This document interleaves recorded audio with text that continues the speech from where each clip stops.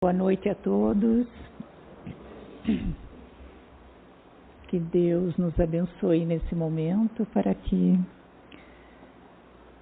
a alegria de trazer a palavra da doutrina espírita, essa doutrina que nos consola, que nos esclarece, que nos liberta, seja de bom proveito a todos. Eu utilizei para o estudo desta noite, para os temas que eu pretendo conversar com vocês hoje, as obras básicas da doutrina, Livro dos Espíritos, Evangelho no Lar, o Evangelho segundo o Espiritismo, a Gênese. Também utilizei o livro Pensamento e Vida, minha voz é meio baixinha, né? Pensamento e Vida, que é pelo Espírito Emmanuel, do Chico, e também o livro Jesus no Lar. Então essas são as nossas referências para esta conversa. E outro dia eu estava assistindo uma entrevista no YouTube com o palestrante, estudioso espírita Haroldo Dutra Dias, bastante conhecido dentro do movimento, e fizeram aquela clássica pergunta para ele: o que gostaria que escrevesse na sua lápide? E ele respondeu: vou, mas contrariado. E aí me recordei também daquela apresentadora de TV, os mais jovens não vão lembrar, não vão conhecer, mas Hebe Camargo, né? Queridíssima, né?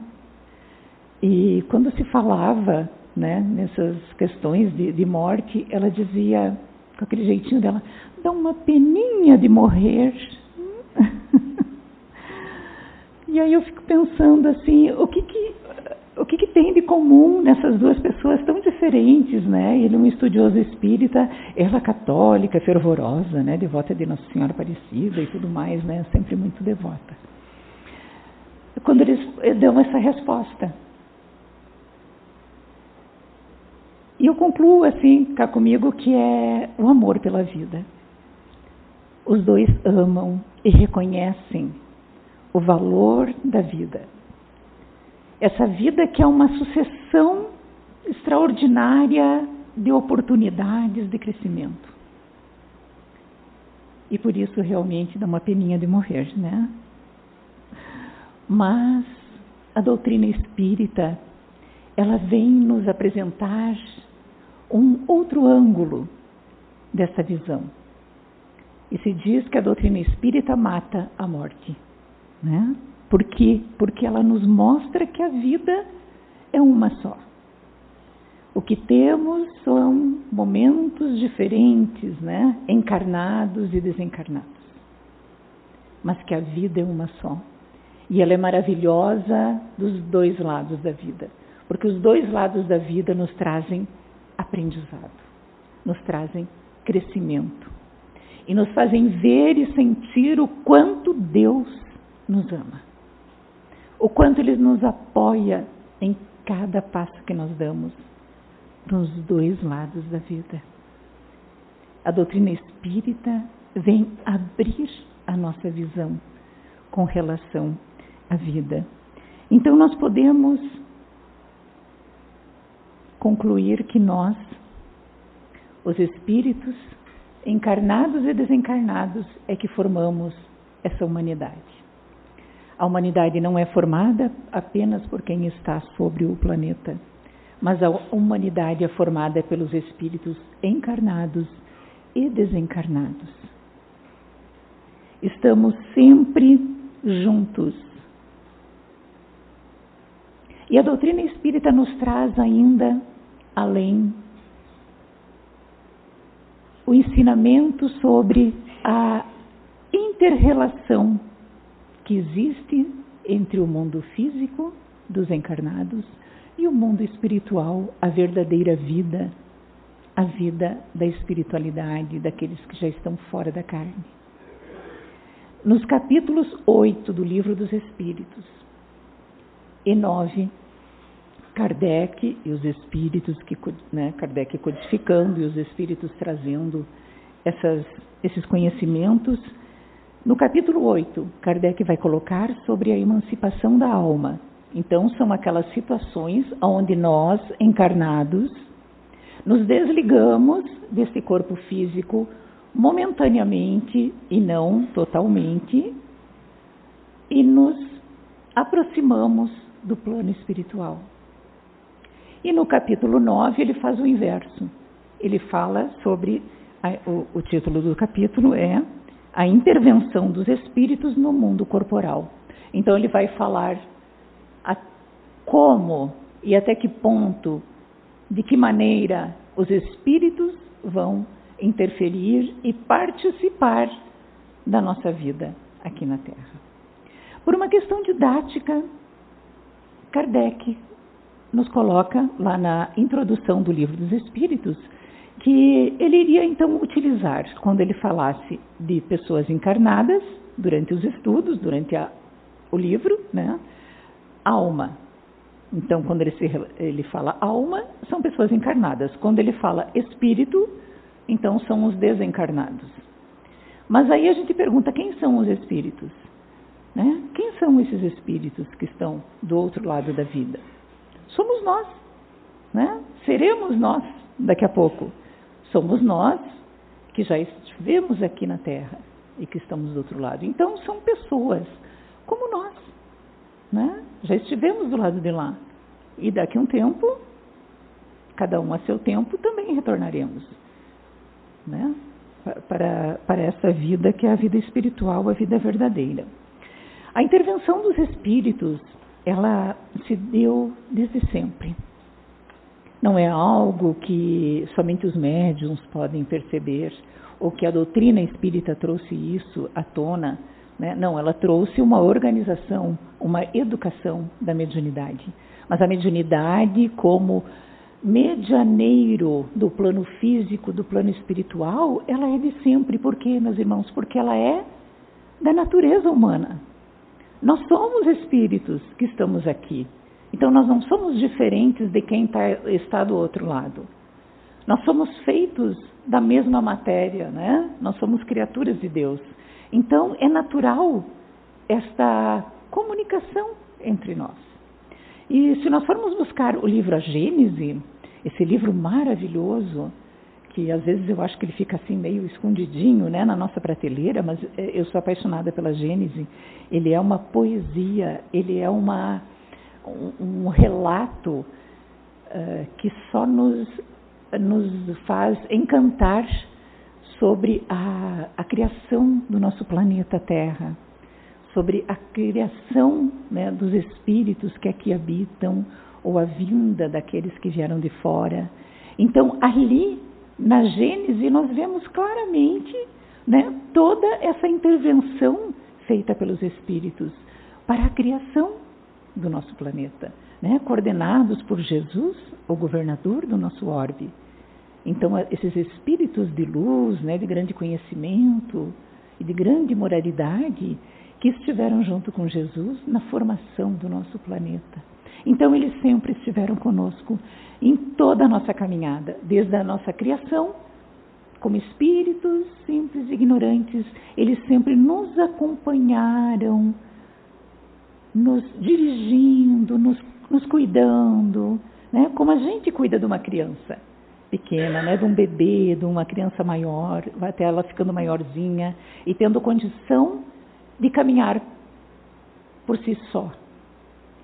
Assim fazem os pais, assim fazem os espíritos conosco. Então, eles estão sempre junto de nós. E quando nós atingimos uma condição de pensar, uma condição de razão, né, essa condição racional, eles nos deixam caminhar como a gente deixa o adolescente, né? O adolescente a gente deixa ele indo e os pais vão ficando, né, na retaguarda, cuidando, mas de maneira diferente, né?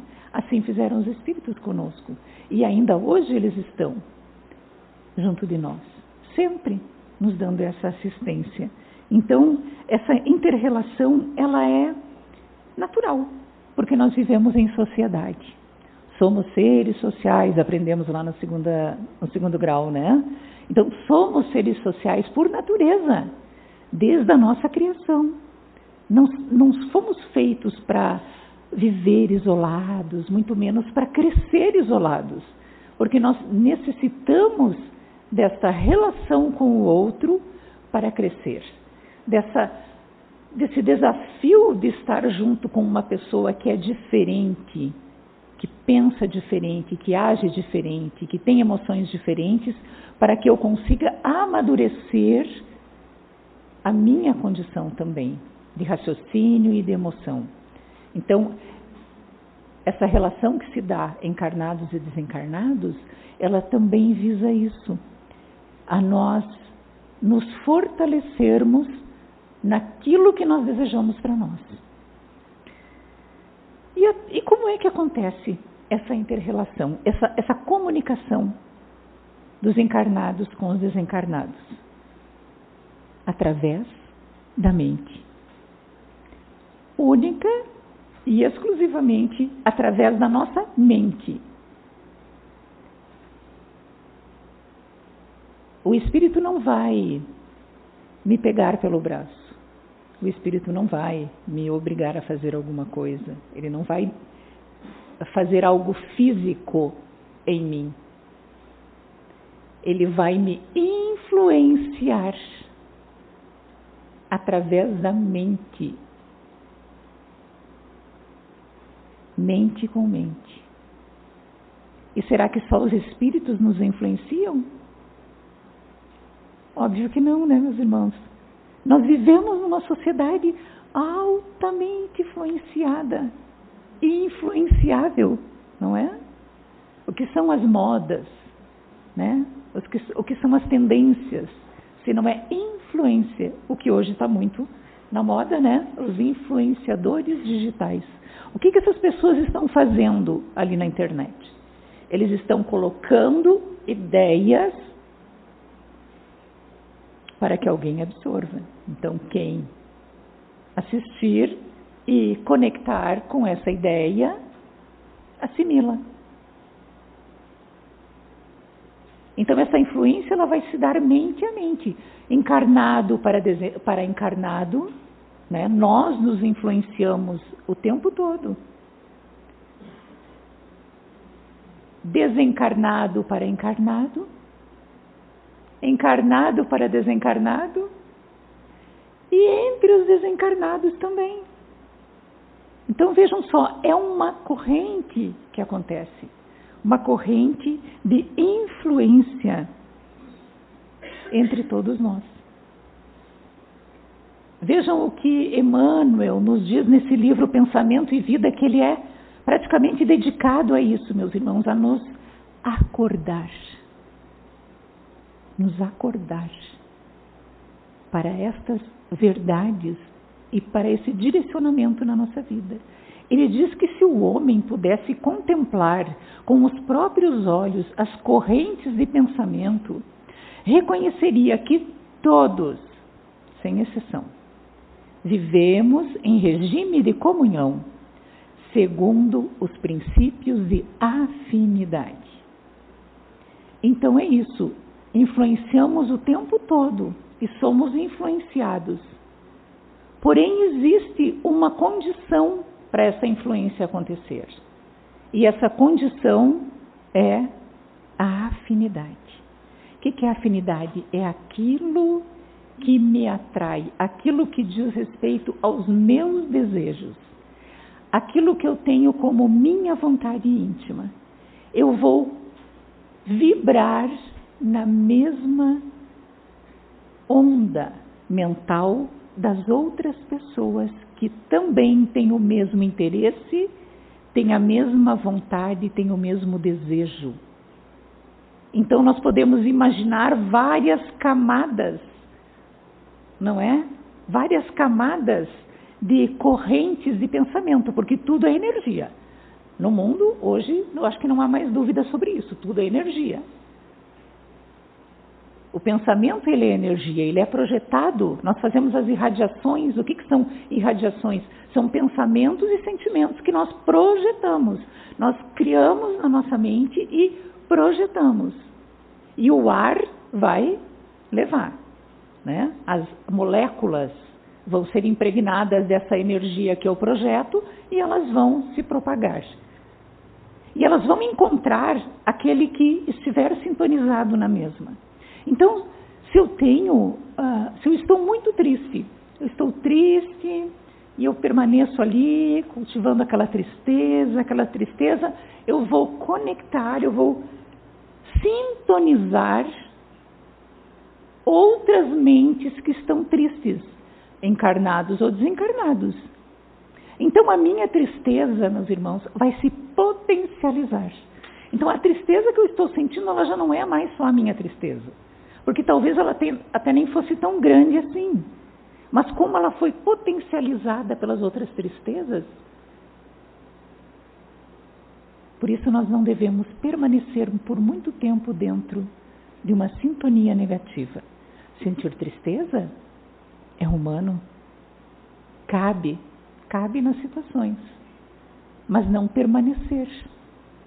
Se eu tenho raiva, ok, é humano eu sentir aquela raiva momentânea, mas se eu ficar ali cultivando aquela raiva, eu vou sintonizar com a raiva de outros e vai potencializar a minha raiva.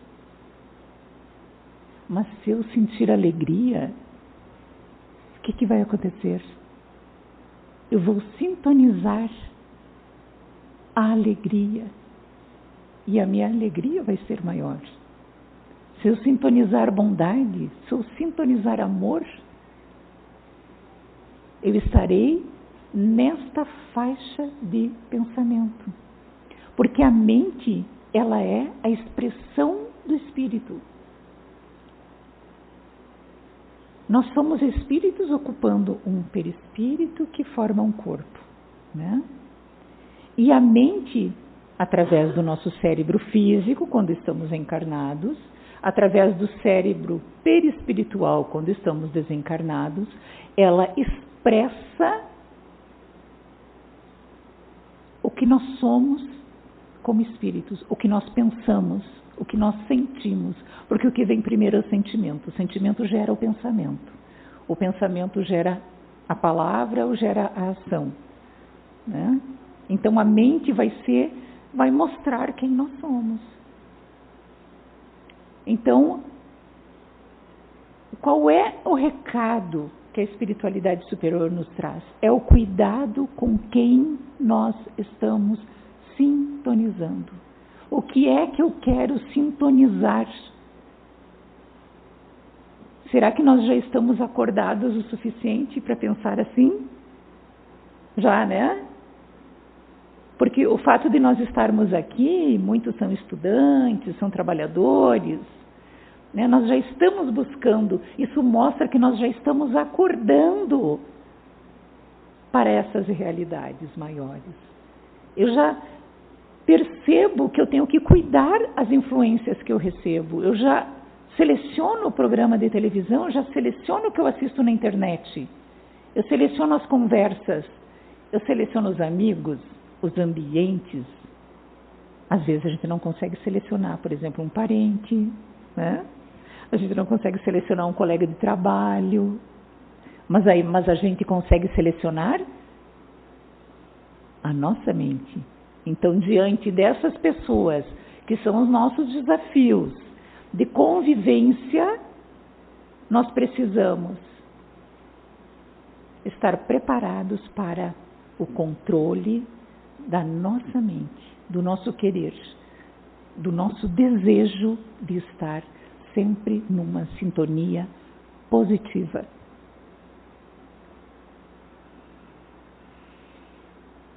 Então, pensando desta forma, meus irmãos, eu fico assim, imaginando, como nessa gravura aqui, uma rede universal. A gente fica imaginando essa rede de ondas mentais, uns trocando com os outros. E como a nossa mente não para nunca, ela vai sempre constante, dia e noite, né? Ela está sempre trocando. Ela está sempre funcionando, ela não para, e ela está sempre trocando. Então, antes de dormir, o que a gente precisa fazer? Nós perdemos a consciência quando nós dormimos? O que acontece quando a gente dorme? Está lá naquele capítulo que eu citei, o capítulo 8 da emancipação da alma. É quando a nossa alma se desliga do corpo momentaneamente e parcialmente e vai procurar os lugares que nos são afins. E muitas vezes, aquelas pessoas que, por convenção social, por pressão da família, têm um certo tipo de comportamento enquanto estão no dia a dia, durante a noite, estão livres. Durante a noite, todos nós estamos livres para ir aonde nós quisermos. E aí a pergunta é, para onde nós estamos indo? Também temos o controle. Nós não temos a memória, muitas vezes, né? Às vezes temos, às vezes não. Depende se ela vai ser útil. Mas nós temos o controle de para onde ir. Por isso é sempre tão importante nós orarmos. Orarmos ao amanhecer, orarmos ao anoitecer, pedindo que o nosso anjo da guarda, que nossos espíritos amigos nos auxiliem durante a noite. E quando nós vamos estar do outro lado, que nós estejamos em boas companhias, fazendo algo de útil do outro lado, aprendendo, trabalhando, convivendo positivamente durante o sono. Então vejam, meus irmãos, a responsabilidade que nós temos sobre a atmosfera que nos cerca. Agora mesmo, quando eu estava sentada ali, eu abri o livrinho Ânimo, esse mesmo que a Carol leu, e justamente abri com o título de Poluição Mental. Coincidências não existem, né? Justamente dentro do tema. Porque assim como, diz ali, assim como as cidades têm a poluição das fumaças, né, de tudo mais, a nossa mente também, ela se polui quando nós colocamos diante dela coisas que vão nos pesando, nos enchendo a cabeça, coisas que não nos acrescentam, mas que pesam e que viram lixo mental. E esse lixo mental, ele é bem difícil de tirar. Então, que a gente tenha cuidado com aquilo que a gente coloca dentro da nossa mente, né? Para nós conseguirmos viver de forma mais leve e mais simples. Porque isso que aconteceu, né? Nós fomos criando mecanismos que vão complicando a nossa vida em vez de simplificar, né? Então nós acrescentamos tantas ideias na nossa cabeça, nós olhamos tantos produtos que são oferecidos hoje, que podem ser úteis, mas que não são necessários. Isso tudo vai criando um peso dentro de nós, uma necessidade de coisas que, na verdade, não são necessárias, né? E nós trazemos isso no decorrer de toda a nossa vida. E a nossa vida não começou aqui nesse nascimento, nesse parto, né? A nossa vida, ela começou muito tempo, milênios atrás. Milênios. Onde nós fomos, então, caindo numa letargia, num sono, e deixando-nos por milênios, isso não sei o que estou dizendo, é o Emmanuel que diz nesse livro Pensamento e Vida, que por milênios nós fomos de encarnação em encarnação, assim, deixando que a vida fosse uma ilusão, como ele diz ali, nascemos e nos iludimos durante toda a encarnação e desencarnamos sofrendo uma desilusão, porque daí vemos que não era aquilo. E nascemos novamente e nos iludimos e desencarnamos e desiludimos, numa sequência milenar. Então, quem vem nos acordar nesse momento? Quem veio nos acordar, nos tirar dessa letargia? Mostrar algo novo, algo diferente. Jesus veio porque não adiantava mais mandar missionários. Ele mandou quantos missionários, né, nos alertar, mas parece que nós não conseguíamos acordar. Então ele veio, trazendo todo o seu magnetismo, toda a sua grandeza, e nos mostrou que é para ser diferente. E agora nós temos o exemplo dele. Nós temos um caminho traçado.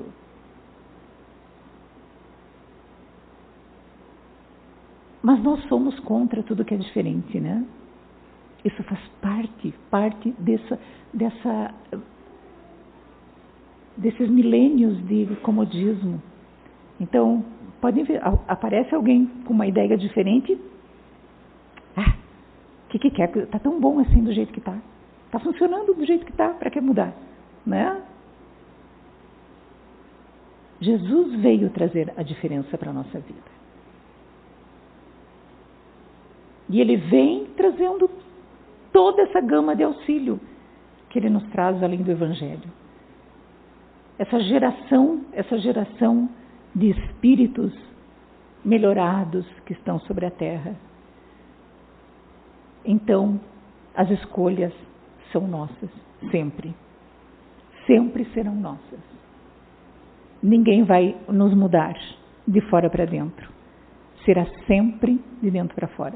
Nós sofreremos influências porque permitimos. Ninguém é vítima.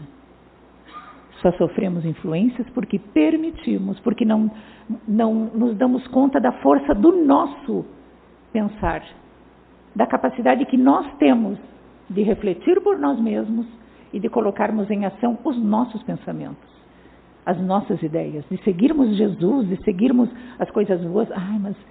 Eu vou ser daí meio deslocado na minha turma, na minha família ninguém vai me entender. Cadê a segurança? Cadê a segurança? Quando nós sabemos que estamos seguindo Jesus, nós temos certeza de que estamos certos. Emmanuel ainda coloca no livro Pensamento e Vida sobre o hábito. O hábito é uma esteira de reflexos mentais acumulados, operando constante indução à rotina.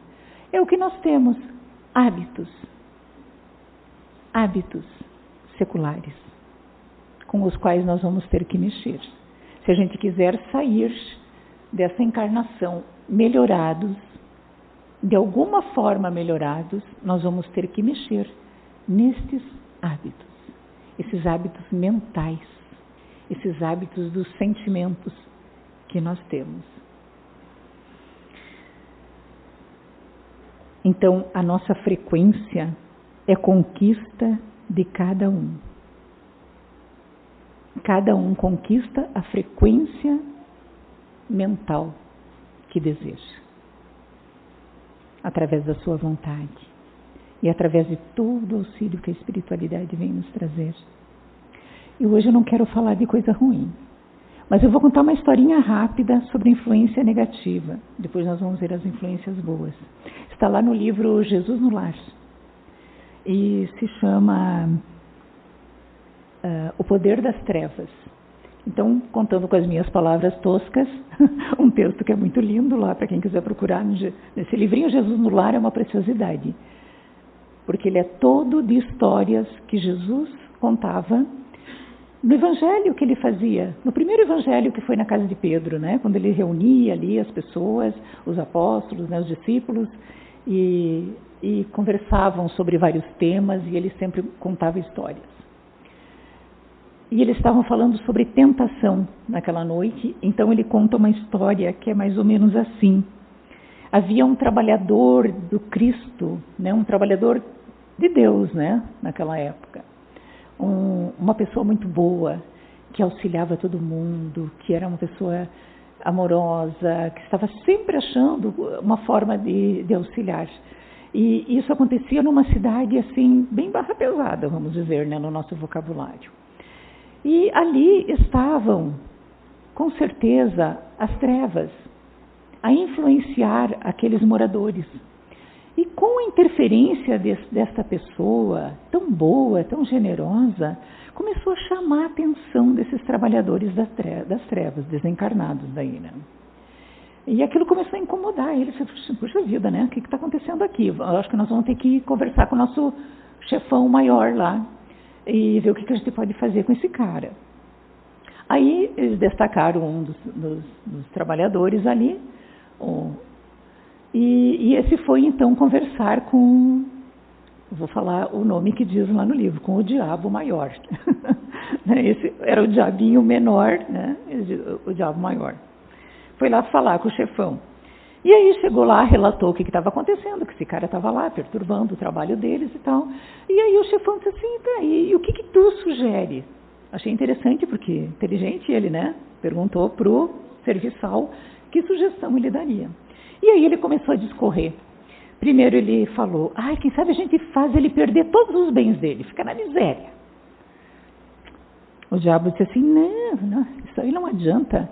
Ele vai sempre achar um jeito de auxiliar as pessoas. Não adianta, essa técnica aí não funciona. Tá, então vamos fazer com que ele perca a família dele. Os filhos com ingratidão, muita calúnia na família, discórdia. Aí o chefe disse assim, não adianta, porque aí sim, aí que ele ia se achar na multidão, ia fazer da família, a família dele ser a comunidade, não ia resolver. Então, quem sabe a gente enche ele de feridas, de aflições, faz ele ficar assim todo doente, todo errado, né? Não, disse o chefe. Com certeza ele ainda viraria um exemplo de paciência e serenidade diante da doença. E continuou o outro a dar sugestões. Então vamos movimentar assim calúnia, ódio gratuito, fofoca, tal, em toda a comunidade, deixar ele assim mal visto na comunidade. Ele, não. Isso ia transformar ele o quê? Num mártir ainda, diante daqueles que o seguem. Tá, então já estava acabando as ideias, ele disse, então vamos assassinar ele, mas assassinar sem piedade. Aí o chefão disse, não, já vi que tu não tem nenhuma ideia boa. Isso aí de assassinar, para ele ia ser uma bênção, imagina, ele ia chegar no céu mais fácil ainda, mais rápido ainda. Não, nenhuma dessas tuas ideias aí, não seja tolo, diz ele. Então o chefão disse para ele, olha aqui, tu vai voltar para lá com os teus colegas e vai fazer o seguinte, tu volta e começa a falar no ouvido desse homem, diz para ele que ele não tem valor nenhum, se ele não tem vergonha de toda essa animalidade que ele ainda tem, né, sendo um homem, se ele do pouco valor de tudo que ele faz, vai dando esse sentimento de menos-valia para ele.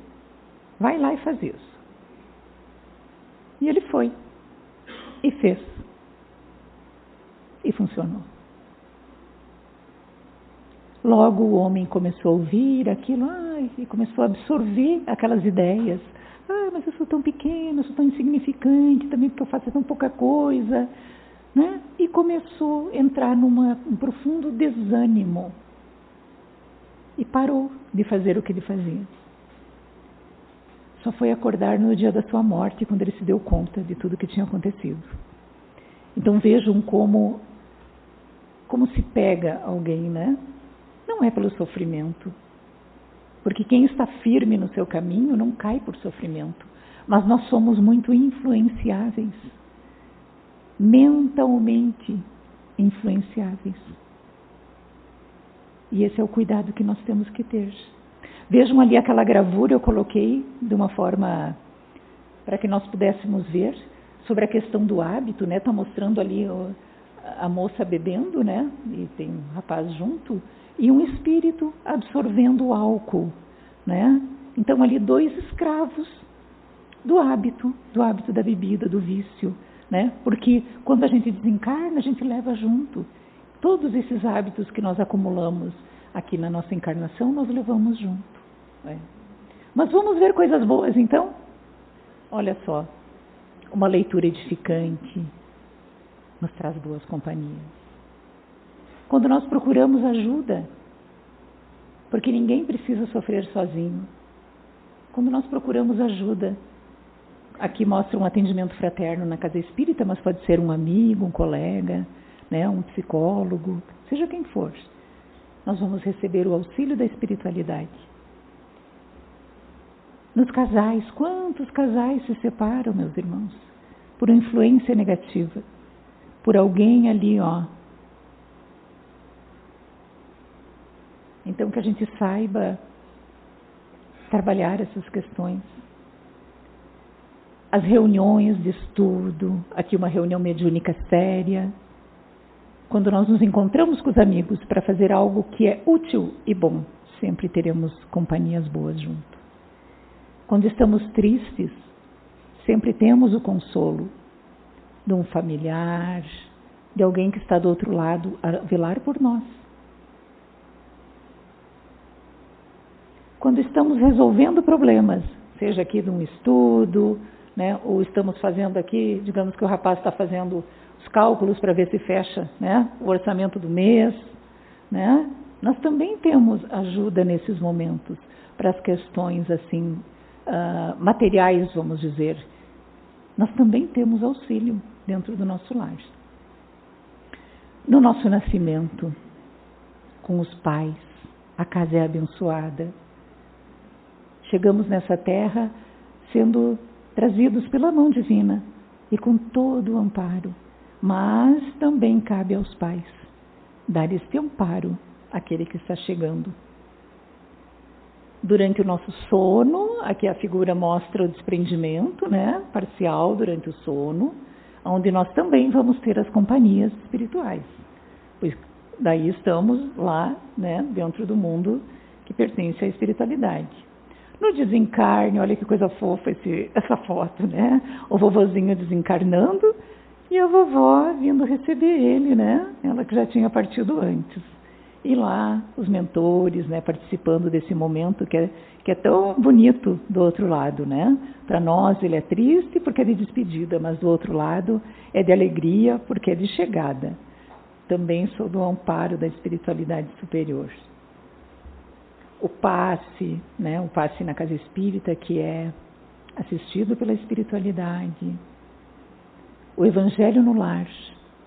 O evangelho no lar é a luz que acendemos não só no nosso lar, mas em todo o ambiente próximo a ele, onde recebemos a presença dos nossos mentores, dos nossos anjos da guarda. E aqui então falando da prece. A prece torna melhor. O homem pergunta, e no livro dos Espíritos e no Evangelho tem a resposta dizendo que sim. Por quê? Porque como mostra a gravura, a parte de cima, a moça está ouvindo uma sugestão negativa. E na figura de baixo, ela entrou em prece. A prece fez o quê? Ela afastou a influência negativa e trouxe para junto dela uma influência positiva. Então, a prece faz isso, né? Ela nos coloca numa conexão positiva e nos auxilia, então. Nós encerramos, então, com essa figura, que é a figura do amparo de Deus para todos nós. Eu ia fazer a leitura do prefácio do Evangelho. Já passando uns minutinhos, né, do nosso encontro. No prefácio do Evangelho segundo o Espiritismo, nós recebemos um convite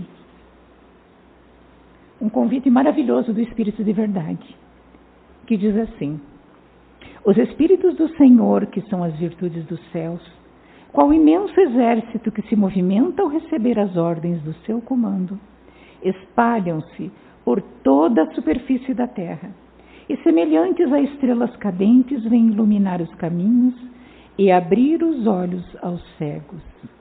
Eu vos digo em verdade que são chegados os tempos em que todas as coisas hão de ser restabelecidas no seu verdadeiro sentido, para dissipar as trevas, confundir os orgulhosos e glorificar os justos.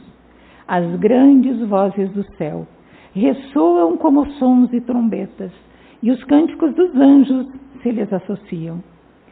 Nós vos convidamos, a vós homens, para o divino concerto.